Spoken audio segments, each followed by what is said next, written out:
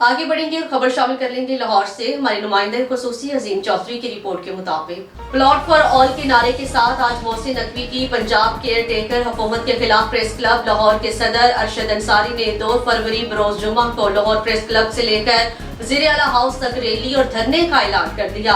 Lahore press club के सदर अरशद अंसारी ने एक अहम इजलास में सहाफियों को तकसीम करने और इन्हें प्लॉट्स की गैर मुनसिफाना तकसीम के खिलाफ 2 फरवरी बरोज जुमे को रैली की सूरत में वज़ीर आला हाउस के सामने धरने की कॉल दी है। एहतजाज की क़यादत लाहौर प्रेस क्लब के सदर अरशद अंसारी करेंगे। इस एहतजाज में मुख्तलिफ सहाफती तंजीमों के नुमाइंदे, वकला तंजीमें और सियासी जमातों के नुमाइंदे सहाफियों के साथ भरपूर शिरकत करेंगे। अरशद अंसारी ने अपने खिताब में कहा है, हम मोहसिन नकवी के इन गैर मुनसिफाना सरगर्मियों की मुखालफत करते हैं। हम इस केयर टेकर हुकूमत को अपने फैसला वापस लेने के लिए बहुत मोहलत दे चुके।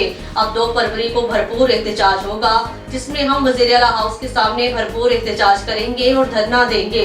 हमने इस हुकूमत को बहुत मोहलत दी है कि वो अपना गलत फैसला वापस ले, लेकिन ये अपनी जिद पर अड़े हुए हैं। इस एहतजाज में हमारे साथ पंजाब भर के प्रेस क्लब्स के नुमाइंदे हमारे साथ शामिल रहेंगे।